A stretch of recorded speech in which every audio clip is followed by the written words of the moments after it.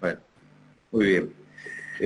Algunos o algunas tienen problemas con el registro, lo vamos a hablar enseguida. ¿Mm? Así hablamos un poquito de los contenidos y después vemos a ver qué pasó con alguna gente que no está inscrita. ¿Mm? O está inscrita, pero no sé, bueno. Quizás le haya faltado algún papel, algo de sección alumnos. O vemos cómo están, si están regulares o libres, en el caso de la materia nuestra. ¿Está bien? ¿Lo dejamos para dentro un ratito? Ok. Bueno.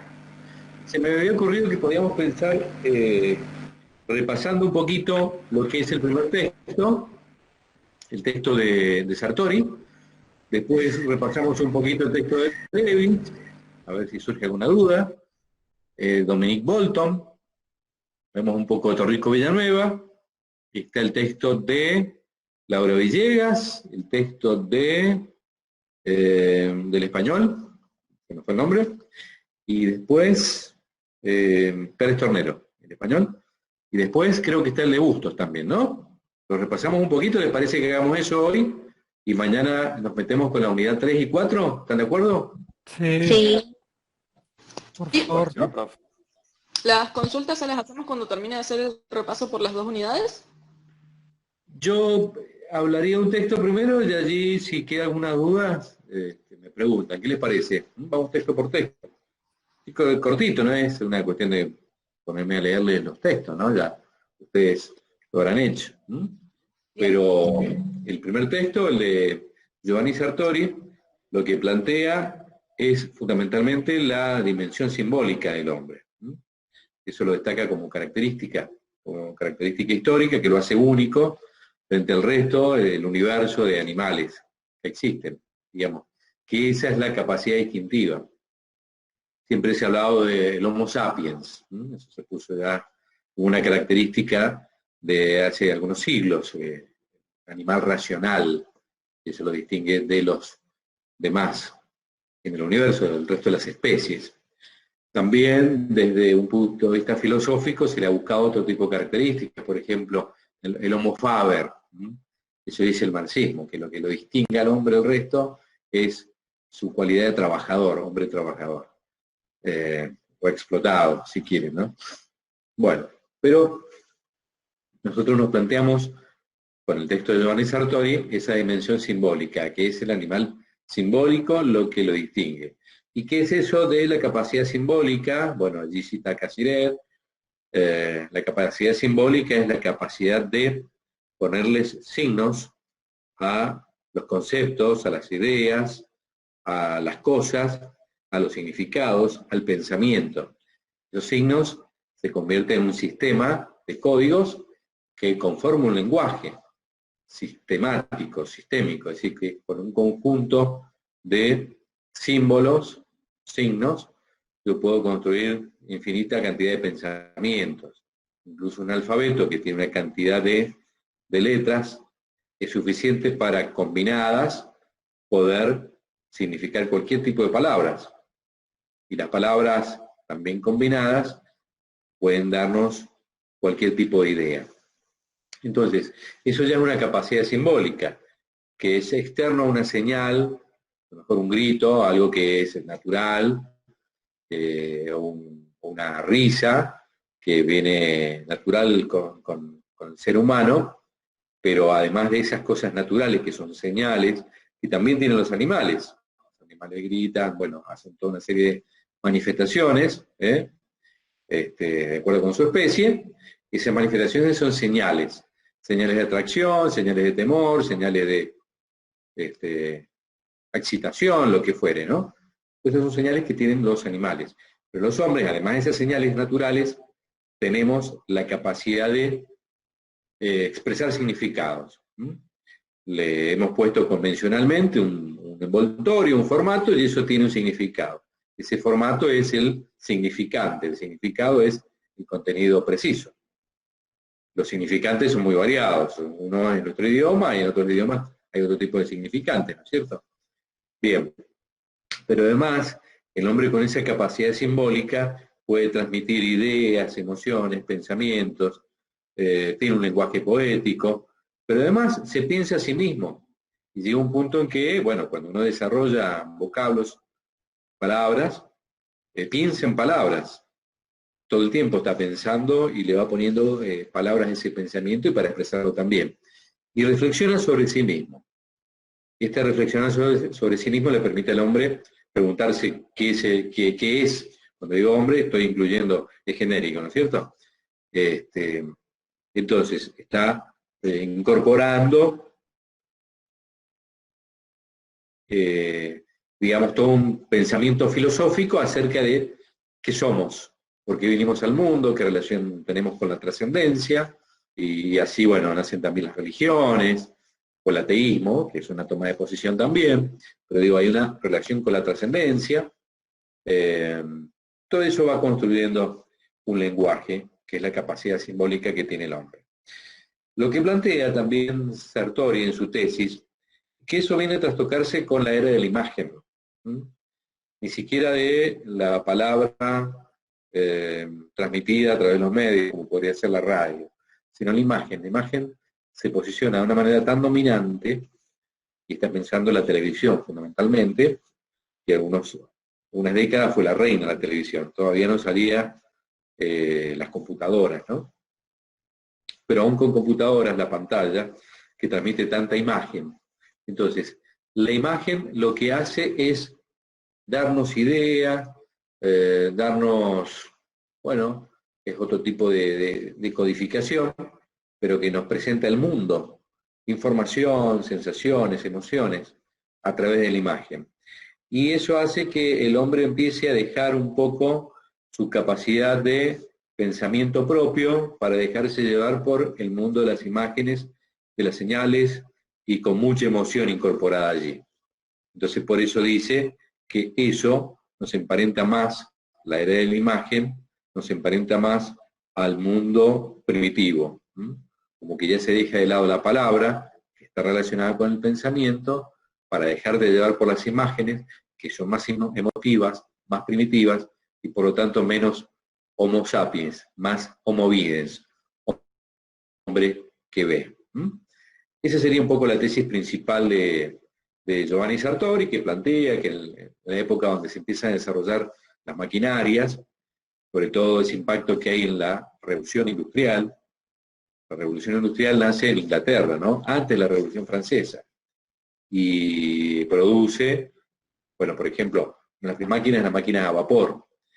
Y esa máquina a vapor genera una presión, una fuerza que mueve maquinarias, entonces allí se empieza a industrializar la vida económica, a un punto que ya va dando pie a un modo de producción.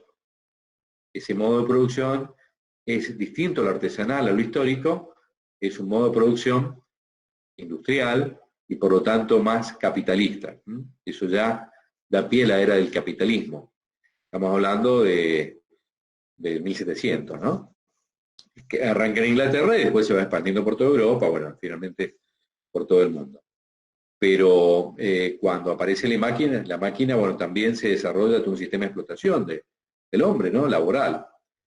Pero si bien las innovaciones muchas veces han tenido resistencia a las sociedades conservadoras de por sí, en el caso de las tecnologías, las máquinas que están relacionadas con la comunicación, siempre han sido muy bien aceptadas en general como una cuestión moderna, como un salto de progreso, y no ha tenido resistencia, sino al contrario ha tenido adhesiones, incluso hasta en nuestros días. Entonces, no hay una mirada muy crítica en general de la sociedad, ni a la televisión, ni a los medios de comunicación en general. Ahora se ha puesto un poco más en discusión si los medios informan bien, si manipulan, para qué intereses juegan y todo eso, ¿no? Eso es más bien una discusión de los ámbitos más politizados. Pero en general, insisto, lo dice Sartori, y en eso sí estoy bastante de acuerdo, es que, haciendo un repaso, ha habido una aceptación. Por ejemplo, no pasó con la imprenta de Diderot, recuerda eso, de mediados del siglo XVIII, tuvo resistencia, sobre todo la Iglesia, porque venía como a disputarle la palabra, a disputarle el conocimiento, que estaba reservado al clero, y el conocimiento era, bueno, la Sagrada Escritura y lo demás, era hasta subversivo. Por eso se prohibió la difusión de esa enciclopedia. Pero bueno, son prohibiciones que duran un tiempo y el conocimiento y el saber va a progresar. Y ya me puedo meter con Lewis. Pero bueno, quiero escuchar si alguien tiene alguna duda, me pregunta. ¿Se ha escuchado bien por lo menos? ¿Se han aburrido mucho? Yo tomo un café. No, sí, sí, se escucha bien, profe. Está bien, Perdón, profe. yo tenía una Quiero- duda, si A ver, esa no duda. molesta. Sí. Quería saber, porque estaba leyendo el texto de Sartori, hay una parte en la que dice que el humano se diferencia del animal porque es el único que puede pensar, digamos, como consigo mismo y todo el tiempo está pensando y Sí. nunca para de pensar. ¿Eso está bien, digamos, como respuesta a diferencia del humano al animal? Sí, ¿O sí, es sí, solo sí. el hecho de que darle significado a las cosas que uno transmite?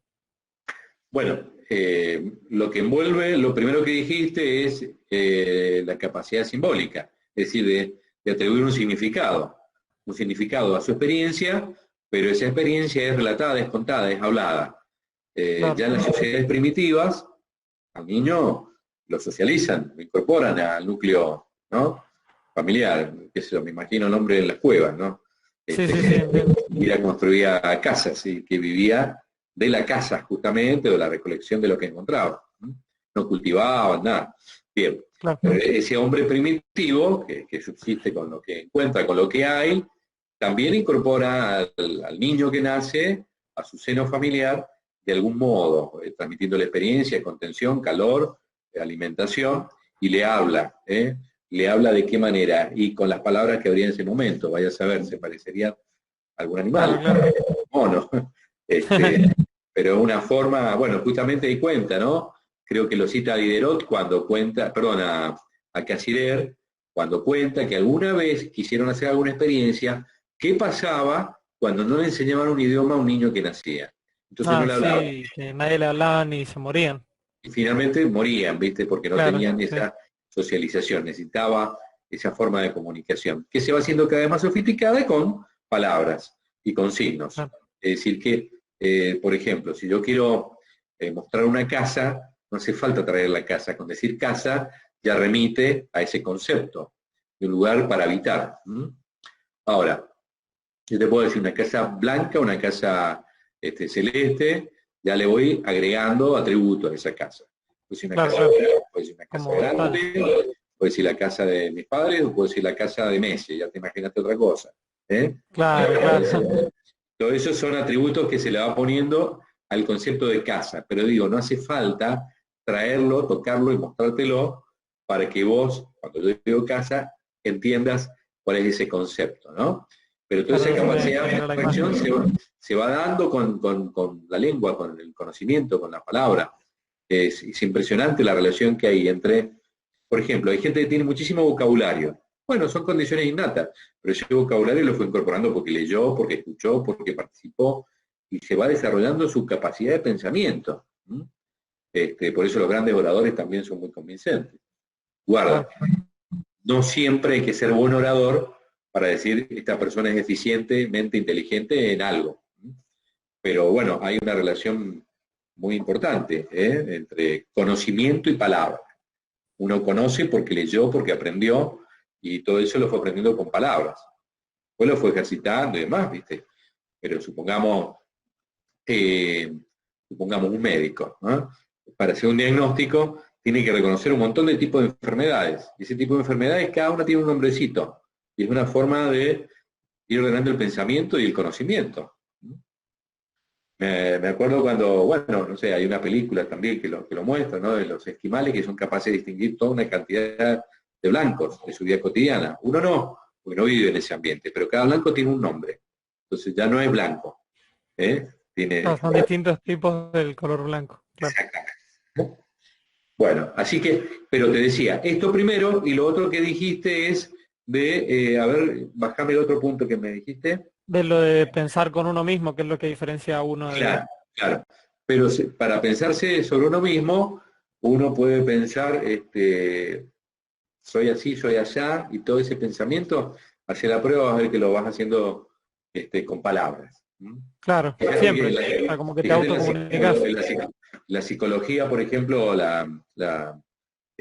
psicología freudiana. Va el tipo a un diván y se pone a hablar. Y lo está escuchando el psicoanalista. Es una forma de expresar, de sacar su tema, su problema, su conflicto, y va preguntando el terapeuta, y fíjate, el ir nombrando, va de algún modo dándole forma a dónde está el conflicto, y bueno, y las terapias correspondientes. ¿Alguna otra pregunta más de Sartori? Hablamos del texto de Lewis un poquito, hacemos un repasito del texto de Lewis. Está bien. Bueno, a ver, Lewis, lo tengo acá. No. Lewis. Sigo en pantalla, ¿no es cierto? Sí. Ajá, Sí. bueno, yo me abrí aquí el texto de Lewis. Profe, tengo una duda antes de empezar con el texto de Lewis. Menciona muchas fechas muy específicas y muchos nombres de todos los inventos que ha habido. Hace falta, igual vamos a tener el apunte a mano, pero hace falta que nos acordemos exactamente de la fecha, o está bien que nos acordemos simplemente del orden. Está bien la pregunta. Hay algunas fechas que son esas y no son otras. Por ejemplo, ¿qué día se inventó o se hizo la primera experiencia radial? Eso me parece que es una fecha que no hay que pifiarle. En Argentina. Por ejemplo, ¿qué día se inauguró la televisión en Argentina?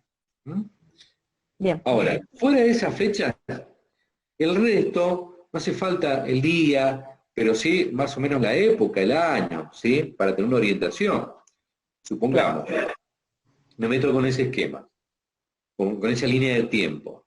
Yo digo, venía hablando de la palabra y del hombre primitivo hasta llegar a nuestro día, donde parece que la imagen destrona la palabra. Yo igual lo tomo con pinzas a Sartori, en este sentido. Es un nombre muy consagrado, un politólogo fenomenal, entonces es una autoridad para hablar y lo tomamos, ¿sí?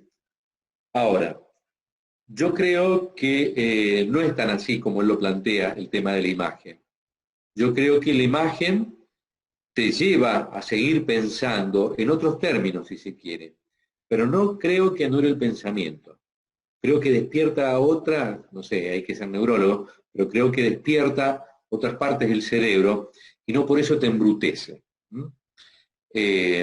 Sí es preocupante pasarse todo el día frente a una pantalla, ¿no? Porque te va a hacer mal físicamente y además uno se pierde de vivir. En todo caso puede ser un consejo de vida para un niño que no se pase todo el tiempo en la Play, ¿viste? Bueno, pero creo que desarrolla algunas partes del cerebro distintas y no creo que la imagen te lleve al hombre primitivo, para nada. Yo creo, por ejemplo, sí, ahora hablo de la videopolítica, que también en algún momento habla Sartori de la videopolítica. La política antes se ejercía, por ejemplo, en la época de los griegos, en los espacios públicos, en las plazas.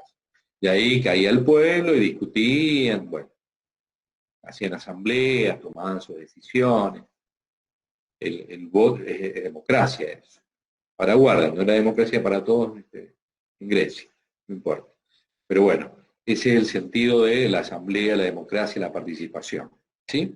La palabra.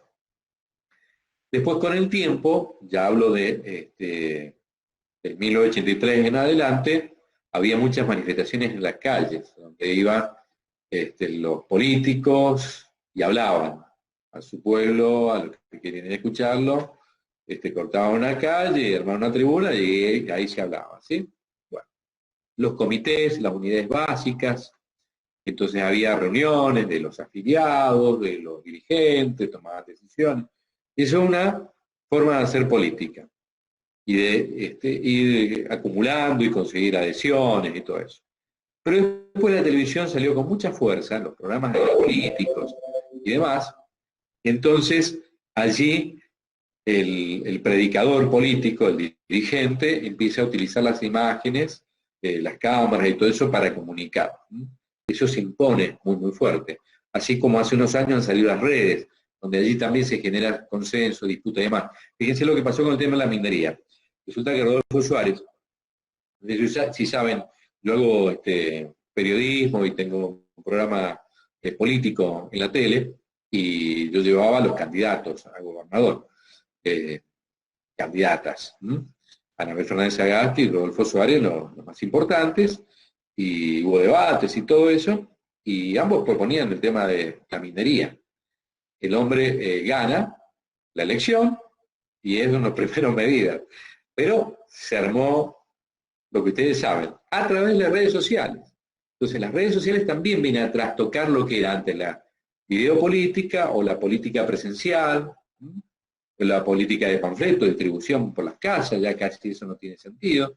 Bueno, todo va cambiando, se va trastocando. Y me parece que la imagen es importante en términos de que uno puede más o menos semblantear a los tipos, no creo que te lleven de las narices, realmente no creo en la manipulación de la imagen. Esa es mi manera de pensar, se lo tiro, cada uno va con el tiempo sacando sus conclusiones. Esto es para que ustedes vayan pensando las cosas, no es para que crean que estas cosas son verdades consagradas. Y estoy atreviéndome a sentar una posición frente a un capo como Giovanni Sartori, ¿no? ¿Por qué estoy hablando de esto? Estábamos hablando de Levis. Estamos hablando de Levis. Les decía, vuelvo al comienzo de Levis. Hay un momento donde les decía, la palabra es lo fundamental, ¿sí? Nace con el hombre la palabra. El hombre tiene un aparato fonador en algún momento de la evolución, porque venimos del mono, que es lo que le permite articular sonidos y empezar a definir palabras. Y ese conocimiento es transmitido a sus hijos, que a su vez transmiten esa misma herencia cultural, se va transmitiendo de generación en generación y va creciendo, cada vez con más experiencia, más palabras y demás. Eso durante muchos años, miles y miles y miles y miles de años.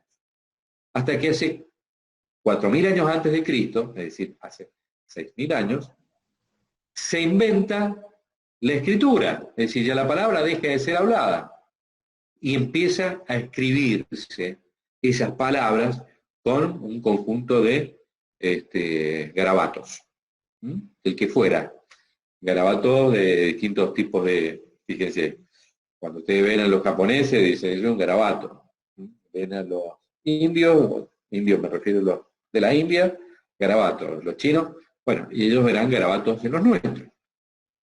¿Se entiende? Eso pasó hace 6.000 años.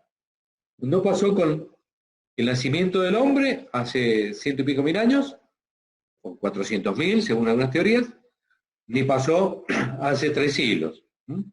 Pasó hace 6.000 años. ¿Qué día? No sé.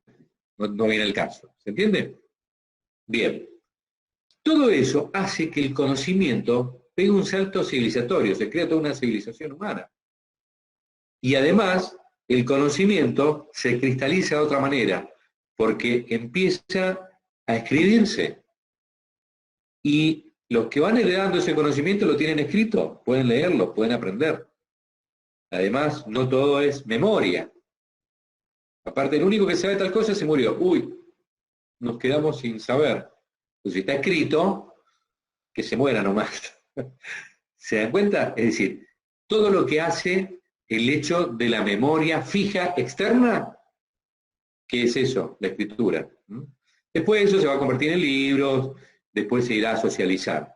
Para eso va a faltar mucho tiempo, muchos siglos, casi hasta llegar a nuestros días.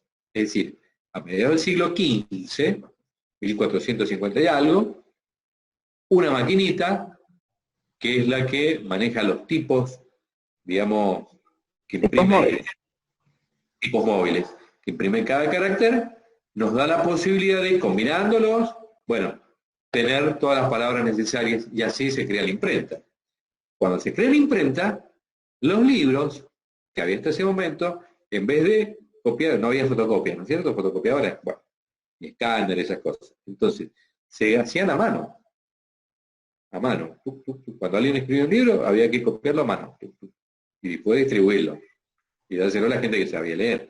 Y quien sabía leer, y las castas, nada más, obviamente. Y además la iglesia y sus sagradas escrituras, ellos siempre escribieron.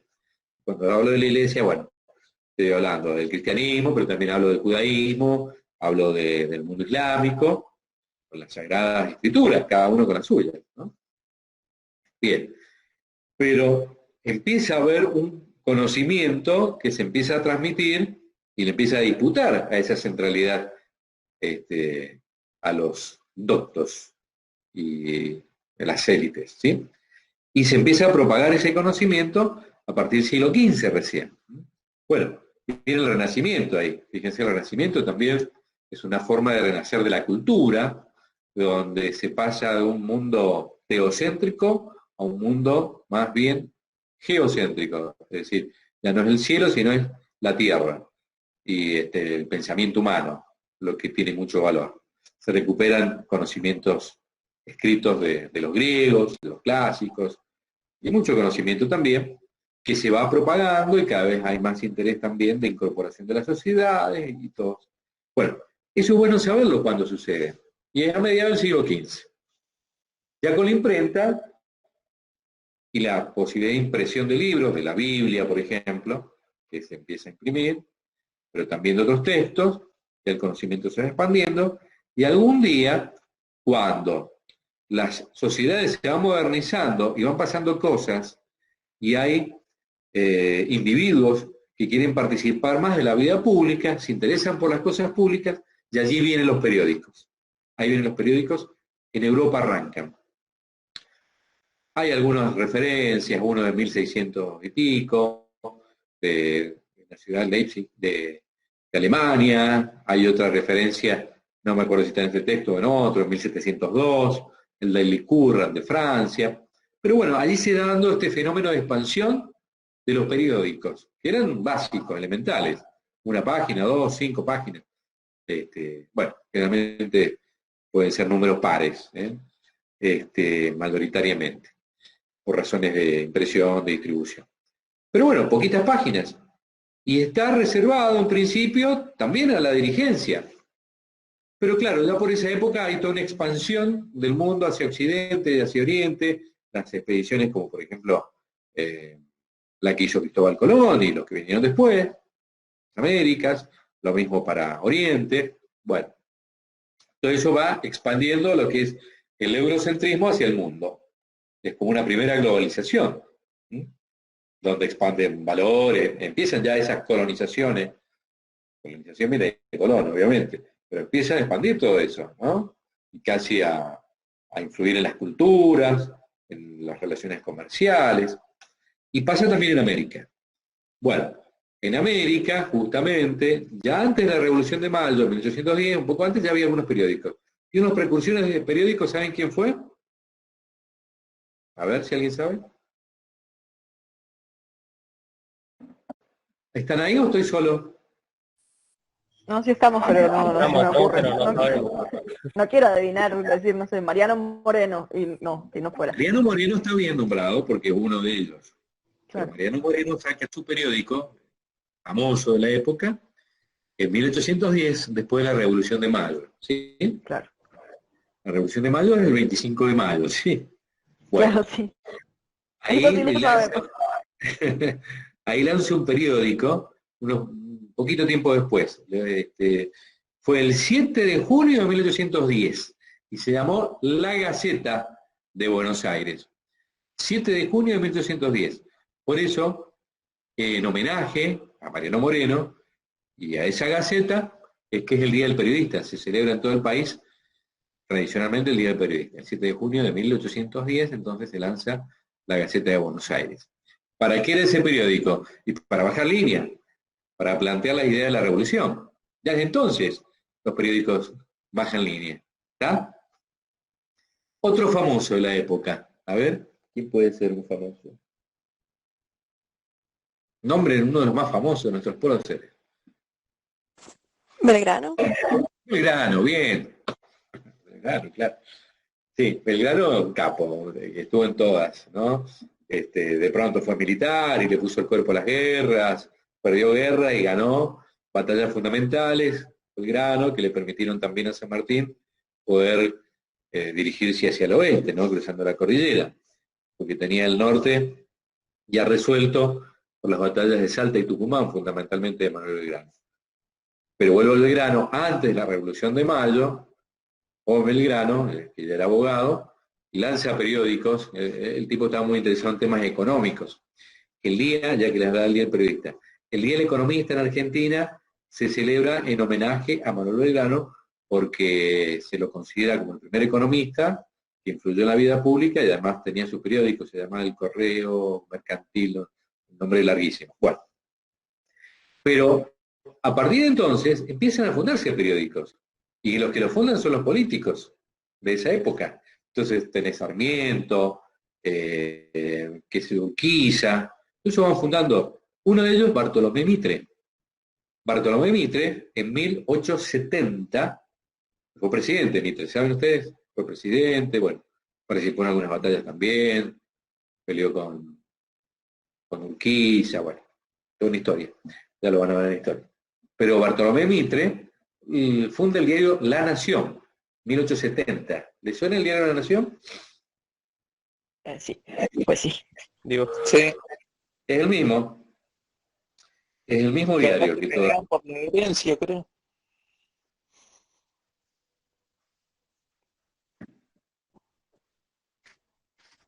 Uno de los diarios 1870 dijo. más viejos del país. Sí, Yo quería decirle escucho. que después lo que dijo de 1870 de Mitre, que se le cortó todo, no escuchamos nada después. ¿A mí se me acordó? Qué raro. Sí, A ver. sí, pero ahora se me escuchan? cortó. Sí, ahí se le está escuchando, pero se le cortó muchísimo. Bueno, sí. Entonces vuelvo. A ver si es el celular que tengo acá. Lo voy a pasar a... No, están datos. Bueno, no sé. Después de Mitre, lo que les decía, que ese diario está vigente todavía. Y es influyente en Buenos Aires, un diario conservador, bueno. Y está el diario La Capital, que es anterior, que es de Rosario, de 1867, que todavía existe. Y acá en Mendoza el diario Los Andes, 1883, ligado a la familia Calle. Y quiere decir entonces que todos los diarios tienen una impronta, digamos, de necesidad de dar a conocer la vida pública, pero por supuesto es desde la perspectiva de los editores de cada época. ¿Se dan cuenta? El diario Clarín se funda en 1945. Es una fecha importante porque allí termina la Segunda Guerra Mundial y el mundo como que cambia. O Página 12. Página 12 es de 1987. Nosotros recuperamos la democracia en 1983. Poco tiempo después se funda Página 12, con una impronta así muy a favor de la democracia y de las banderas de derechos humanos, que también se recuperó en 1983, con Alfonsín, el juicio de las putas y demás.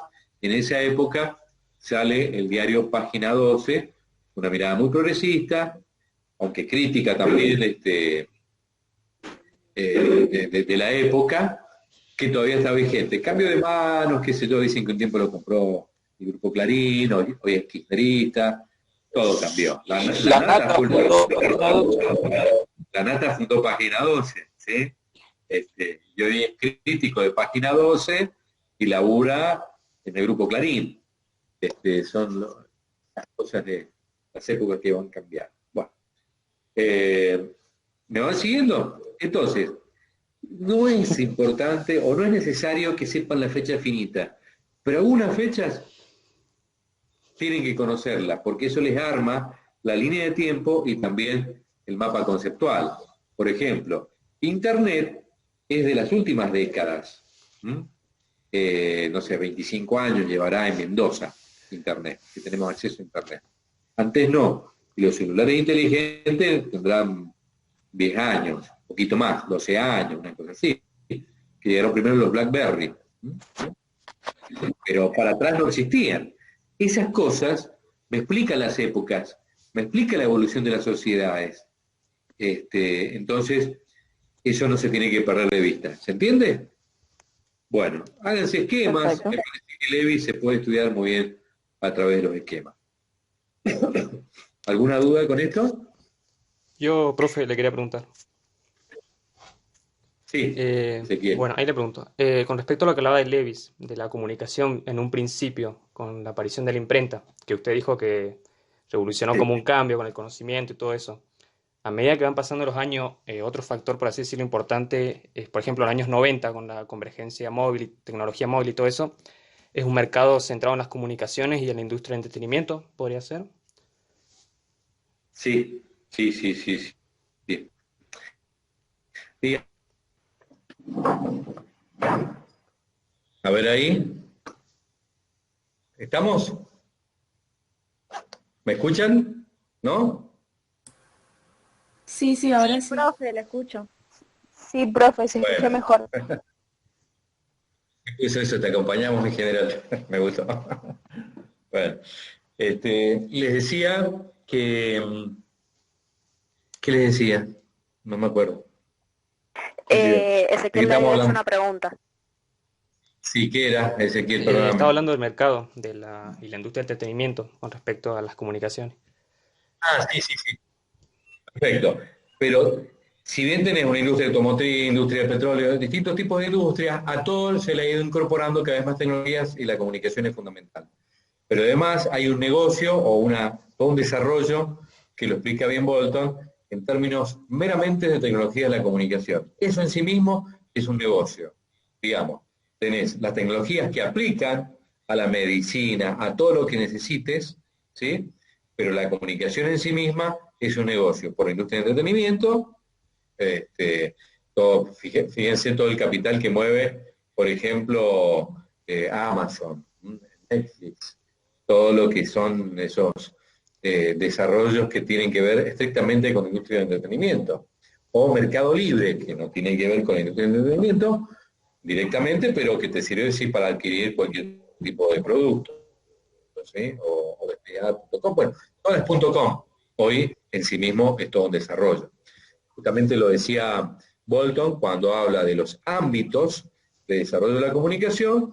Uno es el técnico, tecnológico, otro es el económico y otro que tiene que ver con la dimensión cultural. Decía él también, no solo de los ámbitos, sino que habla de las dimensiones, y dice que hay una dimensión normativa que tiene que ver con la comunicación profunda y una dimensión funcional que es más práctica, que tiene que ver con la difusión de asuntos que tienen que ver con el servicio cotidiano y que son importantes para desempeñarse, para desenvolverse y demás. La otra dimensión es más profunda en el sentido de la contención emocional, la comunicación profunda. ¿Se entiende? Es bastante filosófico lo que plantea Dominique Bolton, ¿no? De lo que pasa en este mundo. Y la necesidad de tener destrezas también de manejo de la herramienta, porque eso es inclusivo. Bueno, lo vemos ahora con la pandemia. Es inclusivo la posibilidad de que tengan ustedes la herramienta, que la sepamos manejar más o menos, y tengamos acceso. Tenemos el dispositivo y tenemos el vínculo, Internet. Entonces eso nos incluye. Lo contrario es realmente excluyente. Entonces, tiene que ver con el tema de la comunicación. Los que toman decisiones tienen un input de información realmente muy, muy importante para que esas decisiones sean realmente correctas y con todas las cartas sobre la mesa y sean eficientes. ¿Se entiende? Sí, profe.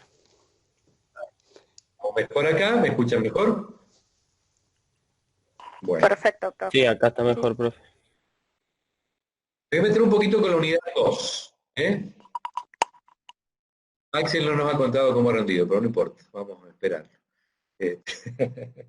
¿Estudiaste por lo menos, Axel?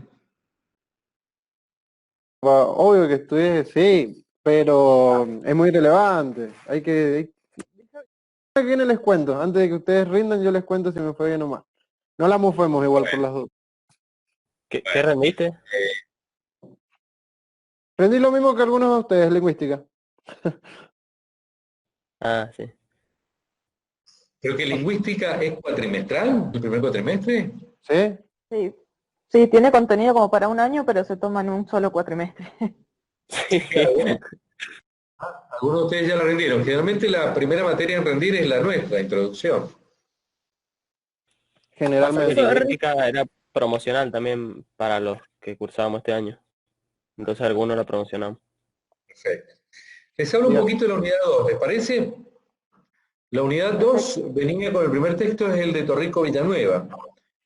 Cuando yo les hablaba de una sociedad más moderna, esta que cambia de la sociedad feudal y se pone ya con relaciones de otro tipo, porque empiezan los desarrollos tecnológicos, la máquina, eso va cambiando el modo de producción, se hace un modo de producción capitalista, también hay un pensamiento acerca de esas tendencias modernas, ¿no? De esos fenómenos que se van produciendo en las sociedades.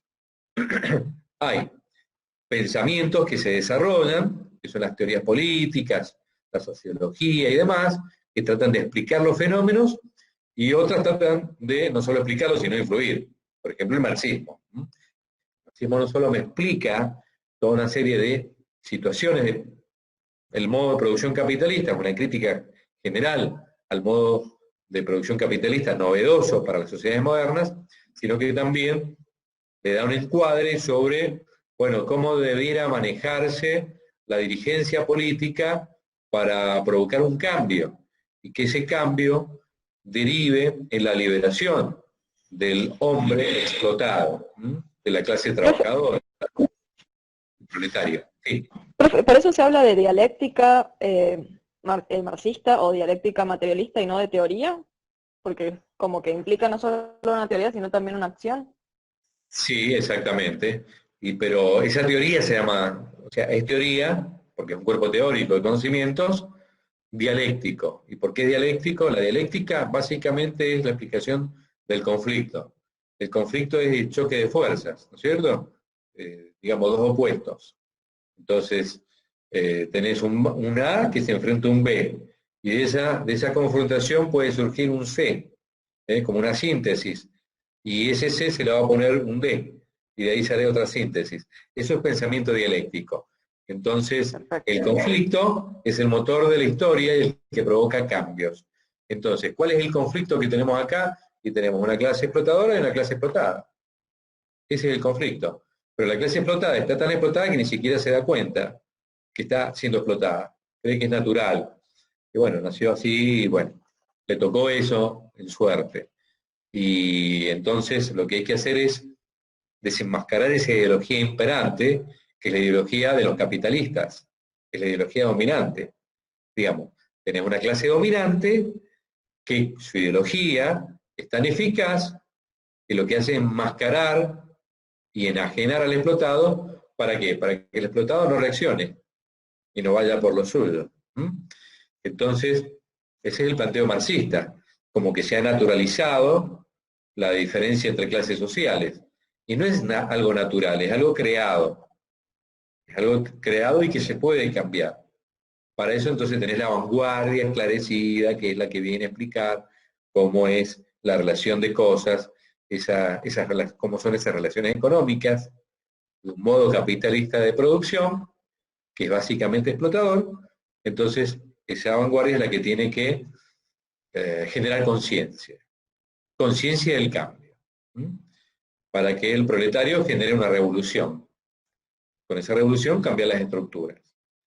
Bueno, después de eso tenés toda una serie de historias de la vida real, qué fue lo que pasó en Rusia, la Revolución Rusa de 1917, o qué pasó en Cuba, qué pasó acá en Argentina, o en Chile. Bueno, hay distintas experiencias. ¿Qué está pasando hoy? Por ejemplo, un estado que se aprecia como comunista, que es Corea del Norte, o China. China, que tiene el Partido Comunista gobernante, pero es capitalista. Fíjense, la computadora debe ser china, no sé. Sí, todos los juguetes. Claro. Pero digo, teóricamente es muy interesante como herramienta de análisis el marxismo. Pero es básicamente eso lo que plantea. Digamos, la desnaturalización del modo capitalista de producción, porque es injusto. Y entonces, eso hay que cambiarlo, pero cambiarlo de cuajo. Ese es el planteo que hace, en síntesis, ¿no? El marxismo. Pero además, no solo eso, sino que va a destruir el planeta. O sea, el capitalismo, que lo que le interesa es maximizar sus ganancias, a como de lugar, de esa clase empresaria, acomodé lugares, y acomodé lugares, arrasar con todo, no importa. Lo que importa es las ganancias. Y después está el concepto de plusvalía, que yo se los voy anticipando, seguramente los van a estudiar estos temas en algunas materias, pero la plusvalía es, ustedes tienen al obrero trabajando. El obrero que trabaja crea riqueza. Esa riqueza se la apropia la patronal, el dueño de los medios de producción, el que tiene el capital. Se lo apropia y le devuelve al obrero lo suficiente como para que el obrero subsista y siga trabajando. No le da más. Ese diferencial que hay entre la renta que generó ese obrero con su trabajo y lo que se quiere el obrero para seguir trabajando es la plusvalía que se la queda el patrón. Entonces el rico cada vez se hace más rico. Y los pobres no salen de la pobreza por más que trabajen. Y los ricos son ricos porque los pobres son pobres. ¿Está? Bueno, ese es el planteo del marxismo. ¿Se entiende, no es cierto? Sí, lo estamos viendo un poco las consecuencias de eso en la vida cotidiana. En la vida cotidiana, muy bien. Profe, me quedó súper bien. Es como la quinta vez que lo leía y no lo lograba entender del todo. Bueno, ahora sí lo entendiste mejor. Sí, sí. Fíjate que, por otro lado, vamos a hablar de un pensamiento conservador. ¿Conservador de qué? Del sistema actual, que es el funcionalismo. Está bien que tiene muchos matices, se puede llevar con el marxismo, que tiene muchas corrientes no marxistas y demás. Bien, pero el funcionalismo, en todo caso, plantea, si es necesario un cambio, que ese cambio sea ordenado. El sistema no tiene que estallar. Después habla mucho de las sociedades organizadas parecidas a cómo funciona el mundo de la naturaleza de los animales, por ejemplo. Hay algunos pensadores que hacen una relación muy directa entre el mundo natural y el mundo de lo social. Entonces, por ejemplo, tenemos el darwinismo social. Darwin habla de la evolución de las especies, ¿cierto? A las especies que se van adaptando, superviven, son más aptos, más fuertes, y otros que van quedando en el camino. Así se va produciendo el cambio evolutivo, según Darwin. Hablo de la ciencia natural. Pero eso aplicado a las sociedades es bastante salvaje, ¿no? Es decir, sálvese el que pueda, el que se puede adaptar, y el que no, que vaya quedando en el camino. Ese es el darwinismo social. El positivismo bueno, es el método que se aplica a las ciencias naturales y que se quiere trasladar a las ciencias sociales. Pero las ciencias sociales tienen otra lógica que no se puede resumir en el positivismo, porque el comportamiento humano es más imprevisible, porque un actor se vincula con otros y eso produce influencias. Entonces, es muy difícil. Por ejemplo, fíjense en la economía. Muchos se creen que son científicos económicos. Bueno, sí, esto también es ciencia social. La economía es ciencia social, porque no se puede predecir los escenarios así, como si fuera matemática pura, porque los fenómenos sociales se van produciendo de acuerdo a la voluntad de los actores. Por ejemplo, un ministro de Economía se reúne con su gabinete económico y decide tomar una serie de medidas porque va a conseguir con eso tales y cuales consecuencias. Y resulta que consiguieron otras, porque la gente no se comportó como ellos creían que se iba a comportar. O fíjense, el tema del dólar, que es un problema que tuvo un Macri, pero que todavía tiene este gobierno. El dólar sube. Bueno, este gobierno que interviene más que el gobierno de Macri, que liberalizó el mercado del dólar, ¿qué significa esto? Que el que quiere comprar, compre dólares, el que quiere vender, que venda. Bien. Cuando muchos vendían, en el gobierno de Macri, el Banco Central compraba dólares. Entonces así acumulaba reservas. Pero en los últimos tiempos, cuando se fue todo el diablo, la gente salía a comprar dólares. Entonces, ¿qué hacía el Banco Central? Vendía dólares. ¿Para qué? Para que no subiera tanto el precio. Pero así fueron cayendo las reservas. Y sin embargo, no logró sostener el precio del dólar. Actualmente han puesto cepos, es decir, está prohibido comprar dólares, puede comprar $200 al mes, nada más, $200. Pero sin embargo sigue subiendo, y el mercado central va y toma otras medidas, prohíbe importaciones para que no salgan dólares del país, pero aún así sigue subiendo, es decir, hay toda una serie de factores de comportamiento del mercado, que son la gente, cuando se habla de mercado, sobre todo en la facultad nuestra, pareciera que uno está hablando del diablo y que está hablando de las grandes empresas financieras. Hay un problema de concepto allí. Es cierto que las grandes empresas financieras son el diablo, eso no me cabe duda. Lo que digo es que el concepto de mercado es cada consumidor, cada trabajador que compra algo o cada trabajador que queda fuera porque lo echaron. Entonces ahí tenemos un problema en el mercado laboral, ¿se entiende? Entonces todo lo que pasa en la sociedad, en esto de compra, venta, de invierto, no invierto, ahorro, no ahorro, eso sería un poco el tema mercado. Voy a cambiarme de lugar. Profe, aparte, en el tema, o sea, en cualquier fenómeno social a nivel nacional también hay que tener en cuenta factores internacionales. No es que Argentina es un país aislado y ya. O sea, el precio del dólar acá no depende solo de lo que, digamos, decida el gobierno de acá, sino de todo lo que está pasando a nivel mundial, todos los años en realidad. Absolutamente, totalmente, es así como es. Un segundo. Bueno, pero esto que decía del mercado, digo, estamos en el ámbito de las ciencias sociales, entonces el método positivista, que todo lo relaciona con las ciencias naturales, como si uno pudiera provocar, digamos, un fenómeno de causa-efecto. Yo en las ciencias naturales, yo puedo repetir un experimento, y cada vez que lo repite ese experimento, supongamos una reacción química, va a producir el mismo fenómeno. En el campo de las ciencias sociales, no. Bueno, y así tenés toda una serie de pensadores del funcionalismo que van dando distintas vertientes, distintas explicaciones del comportamiento social, de los hechos sociales, de la anomia social, como dice Durkheim, que es dada una serie de normas, quienes no se incorporan a los hábitos naturales, parece ser disfuncional el sistema, es una anomia. Por eso se habla de funcionalismo también. Los medios de comunicación, en este marco, deben ser funcionales a un sistema, y deben ser así, según el funcionalismo. Entonces, tienen un rol definido, y esa función es muy importante y vital para la preservación del sistema. ¿Se entiende? Ese sería un poco la forma de predicar del funcionalismo. Ahora, cuando hablamos de ciencias sociales y hablamos de sociedades y hablamos de medios de comunicación, también hablamos de cultura. La cultura es esa propia creación humana. Así como los códigos lingüísticos forman parte de nuestra cultura, todo es cultura.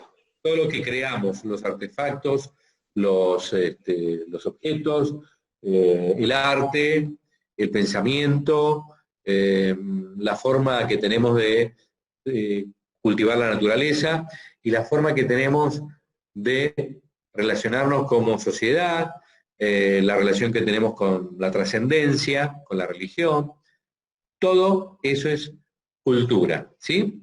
Ahora, esas pautas culturales fueron trastocadas cuando aparecen los medios de comunicación de masas y las sociedades de masas.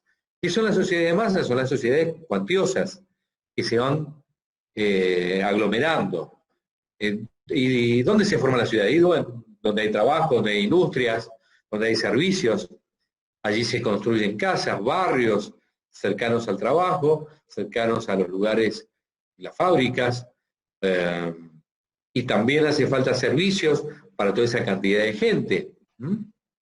Así se van formando las sociedades industriales, las sociedades masivas, y donde intervienen los medios de comunicación masivos. Y ya los medios de comunicación comunican a las masas. Entonces ya no tenemos una cultura individual o una cultura de una comunidad, sino tenemos una cultura de masas. Hay una corriente que es la de la Escuela de Frankfurt, que así se llama, que son neomarxistas, que se impactan cuando ven el desarrollo capitalista y de la cultura, por ejemplo, en Estados Unidos, a mediados del siglo XX, siglo pasado, con la televisión como reina y eje de todo. Entonces empiezan a hacer toda una evaluación de los productos culturales y se dan cuenta que los productos culturales no tienen que ver con la cultura esta relacionada con el arte, sino tiene que ver con productos relacionados con la industria económica. Entonces por eso le llaman industria cultural a todo lo que tiene que ver con los productos relacionados con los medios masivos de comunicación, que son hechos como bienes culturales, no, como bienes para ser consumidos. Es decir, que es una forma de reproducción vertiginosa del capitalismo. Esas serían entonces las características que tiene la industria cultural. La producción en serie para ser consumida, la estandarización para facilitar el consumo de cada uno de esos productos. ¿Se entiende? Eso es básicamente la crítica que se le hace al capitalismo, autores como Durkheim, perdón, como Horkheimer, Benjamin, Adorno. Althusser. Son muy interesantes porque hacen una descripción de algo con lo que vivimos cotidianamente. Lo que podrían decir hoy, por ejemplo, de lo que me preguntaban hace un rato, de la industria de entretenimiento. Es brutal la cantidad de capital que maneja en el mundo. Y se trabaja justamente para darles contenidos, las productoras, ¿no? De producción de contenidos, porque está el público y hay distintas formas de recepción. Antes era la televisión, donde uno tenía una programación y a tal hora te daban este programa, a tal hora otro, a tal hora. Después viene la televisión on demand. Después ya te olvidás de la televisión, tenés, bueno, consumir YouTube, consumir eso. Mis hijos no ven televisión y está lleno de pantalla en mi casa por todos lados, pero no ven. Vean programas de televisión, vean programas políticos, les digo yo a mis hijos. Ellos ven, es más, si quieren ver algo que yo les pueda recomendar, lo buscan. Bueno, como ustedes, ¿no? Lo buscan en YouTube, no sé, ¿dónde buscan ustedes? ¿Cómo hacen para ver cosas? Y hay mucha gente que se informa por memes. O te da información antes por el meme que por la noticia, y después buscas la noticia porque viste algo. Qué terrible. Yo me acuerdo hace unos 4 años más o menos, una alumna, estábamos en una clase, éramos pocos ese día, porque era una clase de apoyo que yo estaba dando. Eso les quiero hablar enseguidita. Y ya quiero ir más o menos cerrando, de las tutorías. Pero era una clase, una tutoría, habría 20, entonces les pregunté, no me acuerdo cómo salió el tema, a qué se iba a dedicar cada uno, por qué estaban allí sentados. Si uno quería ser periodista, ¿qué quería? Bueno, alguno quería hacer una tarea parecida al marketing, otro vincular a instituciones, campañas sociales, bueno, especializarse en estas cosas. Y alguien me dijo, quiero especializarme en memes. No es hoy. Y yo dije, a ver, explícame un poquito. Y allí para el origen me di cuenta que había todo un mundo de desarrollo de memes, realmente. Y que después vendrá otra cosa, no sé qué será, pero es la innovación y el cambio permanente. Así que te creo con esto de que te informás a través del meme. O yo, por ejemplo, cuando empecé a escribir columnas para un diario, empecé a escribir columnas y pregunté, che, ¿se leerá esto que yo escribo? Fue medio pesado, ¿viste? No son cosas muy divertidas. Hablar de política, bueno. Entonces, alguien me dice, sí, no sé, tuvo 10.000 visitas. 10.000, digo, 10.000 personas se tomaron el trabajo de poner www.diariotanto.com.ar. No. A través de las redes, porque tenemos un buen community manager. Tenemos un buen community, claro, que es la capacidad de ese community de contactar a través de las redes a los usuarios que andan por ahí, ya sea con las palabras clave, no sé, son estrategias. Yo vengo de un mundo donde para enganchar lectores tenía que tener un buen título. Diario de papel, por ejemplo, que ustedes no tienen que haber comprado nunca un diario de papel. Diario de papel. El diario de papel se compraba, sobre todo porque había un buen director del diario, o un buen editor, un jefe de redacción, que era capaz de hacer una tapa, una portada del diario impactante, con la foto, con el título tenía que ser muy llamativo, muy sintético, y anticipar lo que decía la historia, entonces uno lo compraba para seguir leyendo. Acá en el digital no, el título sí tiene que ser ganchero, pero lo importante es bueno, cómo, no sé, alguno de ustedes trabaja de community manager en algún lugar, pero allí está la estratega, es decir, tener la habilidad para contactar al usuario, y no es el periodista más avisado el que lo logra, sino que por ahí puede ser un joven que tiene mayor destreza. ¿Entienden? ¿Sí? Sí.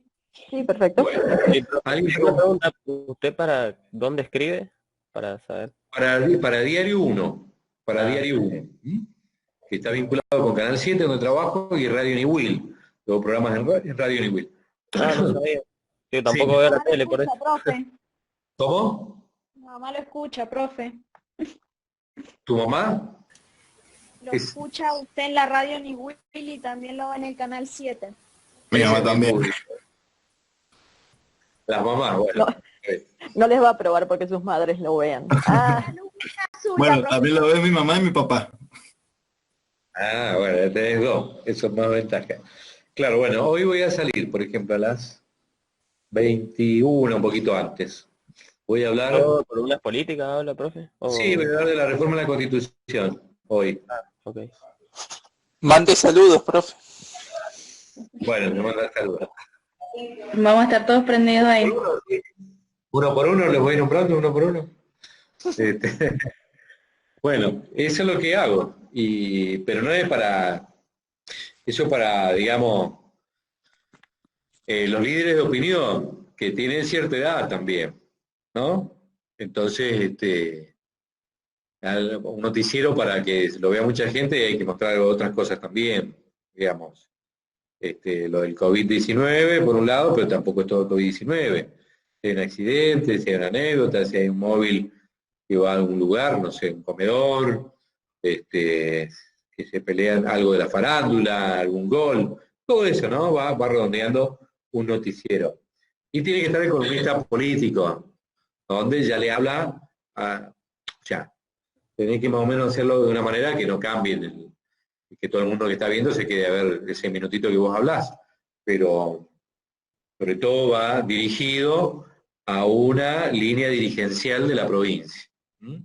Esa es la idea de esa columna política. Sí. ¿Ahora con lo del coronavirus va al estudio o desde ahí hace radio desde su casa? No, radio, a veces voy a la radio, nos vamos turnando. Ahora lo hago desde mi casa, pero esta noche voy a salir de mi casa por Skype. Y mañana voy a estudios y hago un programa que se ha reducido, porque antes lo hacíamos entre dos y con invitados. Por la pandemia no llevamos invitados y lo hago yo solo, y el programa dura 15 minutos, nada más. Va mañana de 9 a 9 y cuarto, 20 minutos, de 9 menos 5 a 9 y cuarto más o menos. Y después arranca Intratables. Pero eso lo hago ahí en el estudio, en el canal, sin invitados. Es por Skype. Todo se ha hecho mucho así, ¿no? Hubo que adaptarse. Claro, sí, está bien porque, bueno, evitamos así los contagios, todo un tema, como lo de la facultad. Hemos tenido que adaptar también a eso. Bueno, ¿qué me queda de la unidad 2? Creo que nada más. Yo me cansé, les quiero decir. Dijo que iba a hablar de los tutores, ¿puede ser? Ah, sí, les quería decir eso.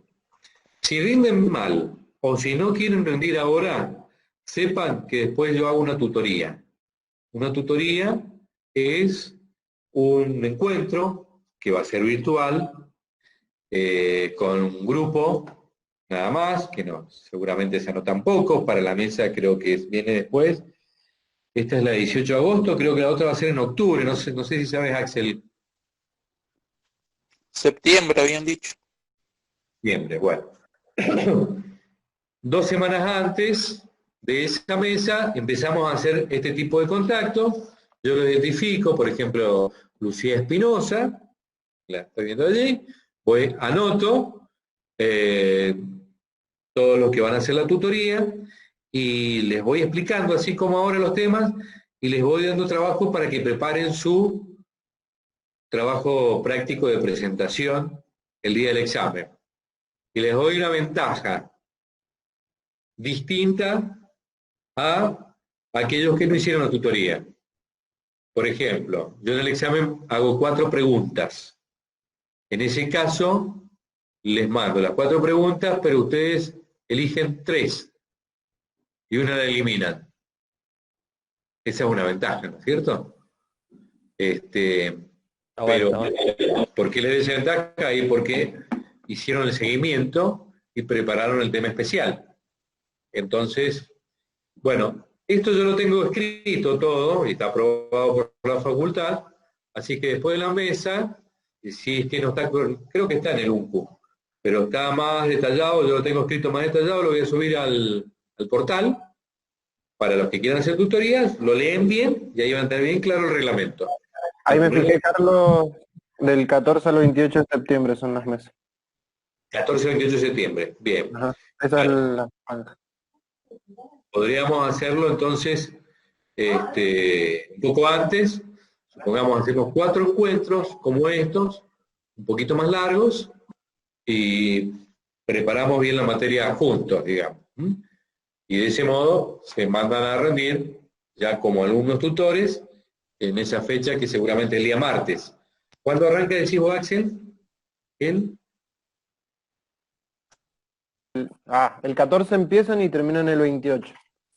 Bueno, yo me voy a fijar qué día nos tocaría a nosotros. Generalmente es día martes a las 16, pero no sé, se ha cambiado un poco todo esto. Bueno, eso sería lo de las tutorías, pero después yo se los cuelgo, después de que termine esta mesa, se los dejo colgados para que lo vean bien, ¿sí? Sí. Profe, tengo una consulta, porque en la unidad 3 también se habla de la teoría crítica de la Escuela de Frankfurt y del estructural funcionalismo.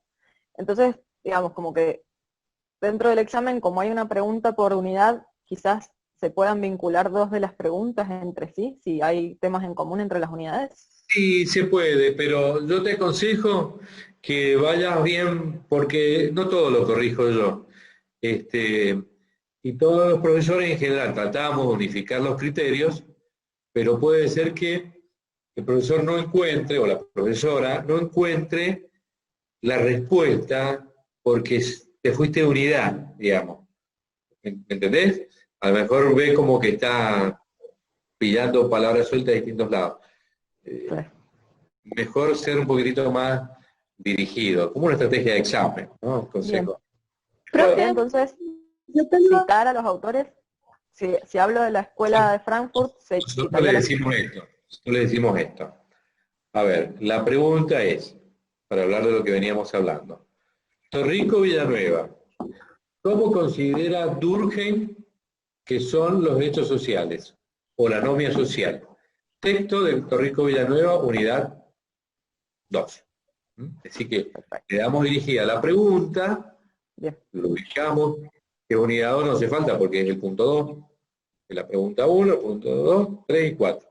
Entonces, si la pregunta 2 es unidad 2, el texto, autor y el nombre del texto. Así que te dejamos... Como en los trabajos prácticos. Claro, exactamente.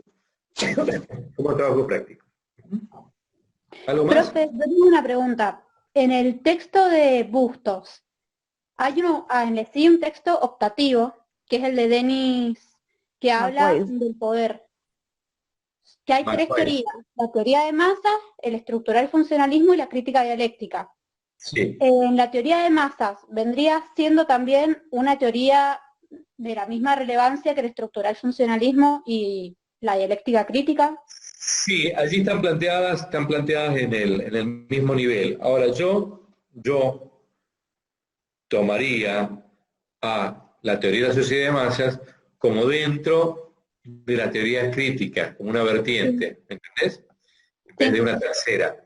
Yo lo veo más enfocado dentro de las teorías críticas. Y de allí, lo que plantea la teoría de la sociedad de masas, básicamente es que los medios van a ser gobernados al estilo monopolístico, es decir, que hay una tendencia del mercado a concentrar. Eso pasa con los mercados, ¿eh?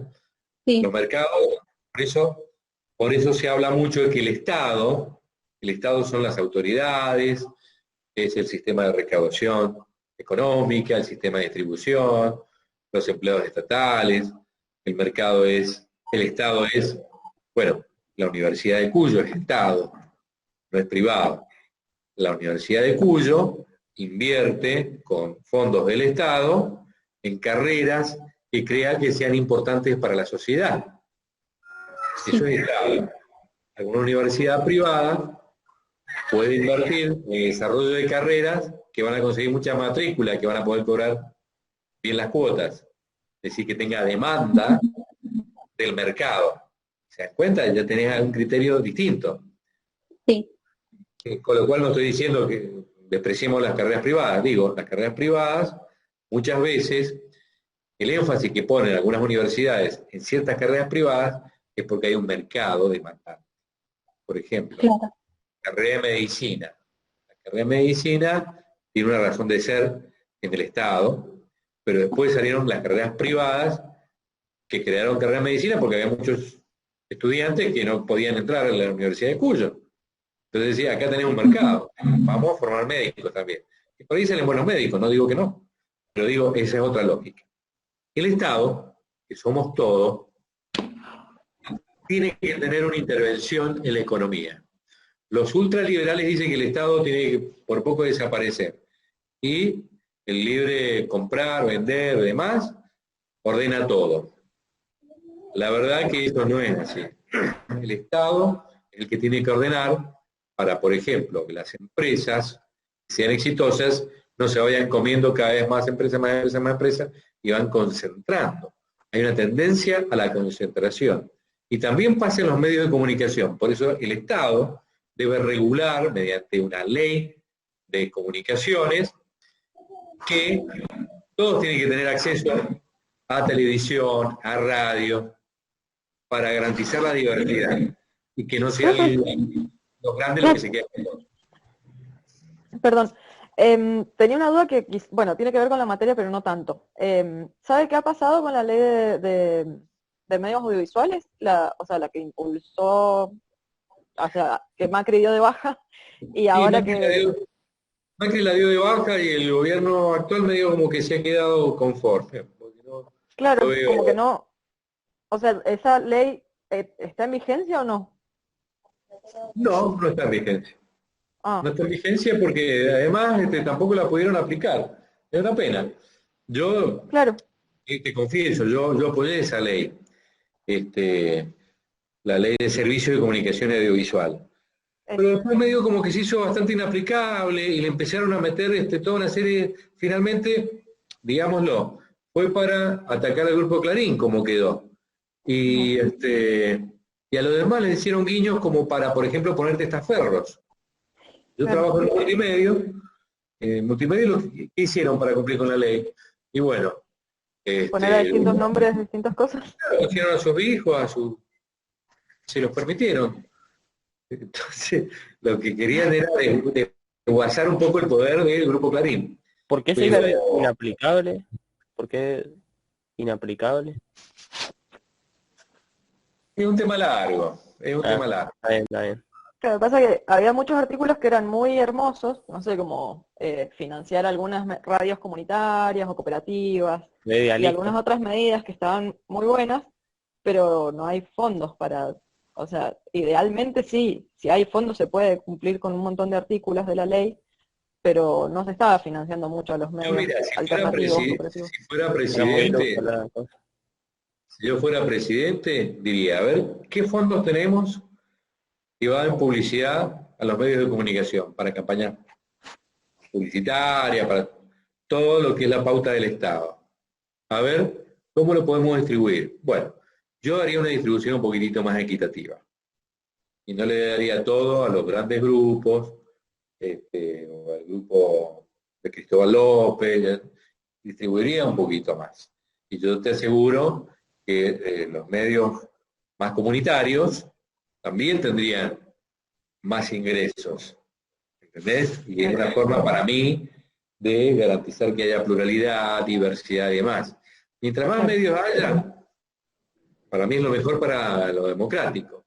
Ahora, afortunadamente, las tecnologías también han permitido socializar el recurso, porque ahora cualquiera puede tener un sitio digital. ¿Sí? Después hay que financiarlo, por supuesto, para, bueno, que tenga más fortaleza. Pero uno puede tener seguidores a través de un canal de YouTube, puede tener seguidores a través de Twitter, ¿no? Entonces, ya la palabra no está tan monopolizada, ¿entiendes? Claro, eso está bueno.